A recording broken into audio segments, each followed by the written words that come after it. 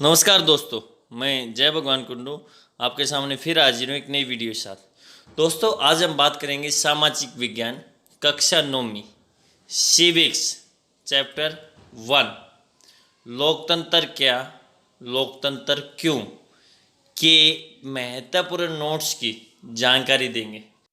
इसके अलावा दोस्तों आपको बता दें ये बिल्कुल अपडेट है। जो सीबीएसई ने 30% जो सिलेबस कम किया आपकी बार, उसके अकॉर्डिंग तैयार किया गया। अगर अब तक आपने ओम ज्ञान कुंडू को सब्सक्राइब नहीं किया तो कर दीजिए, ताकि आपको आने वाली जो वीडियो की जानकारी प्राप्त हो सके। अब बात करते हैं लोकतंत्र पर। सबसे पहले विशेष बात करते हैं हम, लोकतंत्र क्या है, लोकतंत्र की परिभाषा क्या है। डेमोक्रेसी यानी लोकतंत्र की यूनानी भाषा डेमोक्रेसी से बना है। लोकतंत्र यूनानी भाषा डेमोक्रेसी से बना है। यूनानी में डोमोस का अर्थ होता है लोग, क्रेसिया का अर्थ होता है शासन।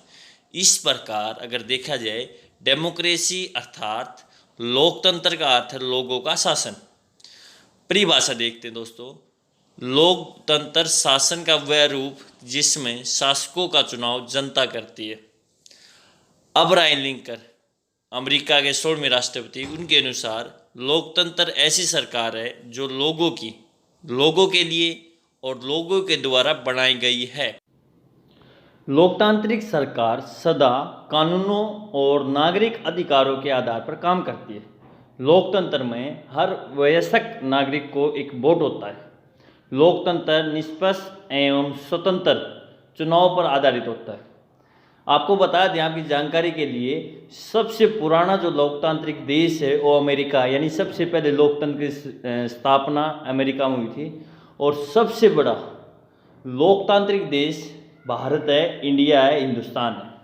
तो सबसे बड़ा लोकतांत्रिक देश भारत है, याद रखिए। चीन पर विशेष, चीन की संसद को राष्ट्रीय जनसंघ संसद कहा जाता है। इस संसद को देश का राष्ट्रपति नियुक्त करने का हक है।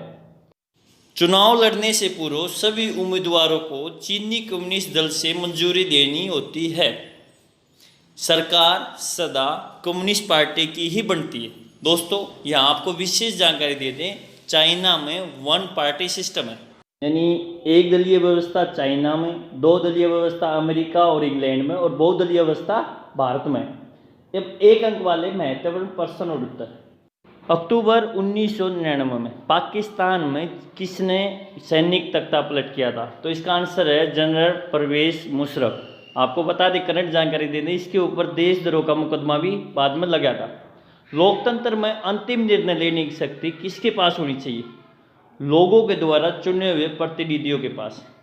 कोई एक गैर लोकतांत्रिक कार्य लिखिए।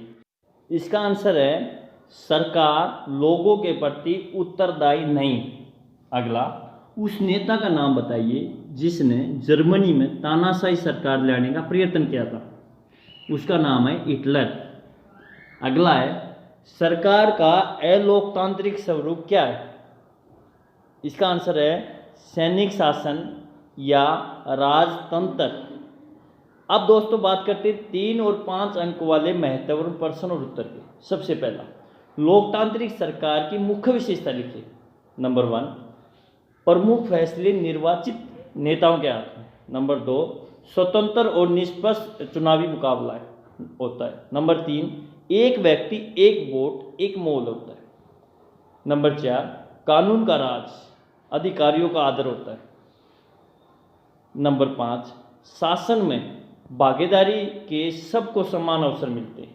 यानी ये 5 पॉइंट हैं जो लोकतांत्रिक सरकार की मुख्य विशेषता है। इनको याद जरूर रखिएगा, और किसी प्रकार का कोई डाउट लगे तो आप मैसेज कर सकते हो। लोकतंत्र सरकार की मुख्य विशेषताओं का वर्णन करें। नंबर 1, नागरिकों को भाषण देने, विचार व्यक्त करने की पूर्ण स्वतंत्रता है। नंबर 2, स्वतंत्र और निष्पक्ष रूप से चुनाव करने की व्यवस्था है। नंबर 3, राजनीतिक दलों को स्वतंत्र रूप से काम करने की आज्ञा है। नंबर 4, मजदूरों को व्यापारी संघ साबित करने की पूर्ण स्वतंत्रता है। नंबर 5, मीडिया यानी प्रेस को पूर्ण आज़ादी है। तो ये 5 है लोकतंत्र की मुख्य विशेषताएं, जिसमें हर व्यक्ति को उसका मान सम्मान दिया जाता है, उसको समानता के साथ उसका व्यवहार किया जाता है। इसके अलावा दोस्तों बात करें लोकतंत्र के पक्ष में कोई 5 तर्क। देखो, इसके पक्ष में हो सकते हैं, इसके लाभ में हो सकते हैं, उन सब का आंसर एक ही होगा।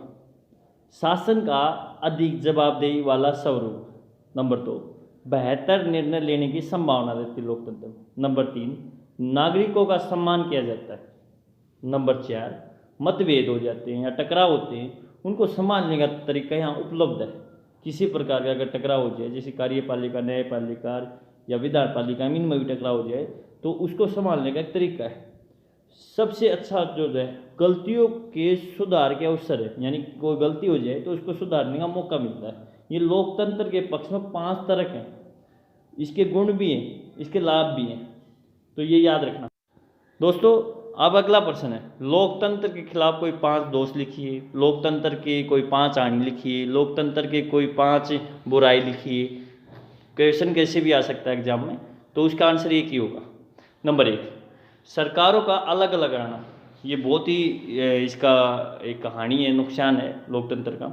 दूसरा, फैसलों में देरी होती है। तीसरा, भ्रष्टाचार की संभावना रहती है। चौथा, जो चुनावी प्रक्रिया होती है वो बहुत महंगी होती है। और 5वां जो पॉइंट है, वो सामान्य लोगों को सरकार चुनने का फैसला लेने में कठिनाई होती है। तो ये हैं लोकतंत्र की कुछ बुराइयां, कुछ कमियां, कुछ दोष जो आपको बताएं। सरकार का अलग अलग आना, फैसलों में देरी, भ्रष्टाचार, महंगी चुनावी प्रक्रिया और आम लोगों की समझ में ना आना।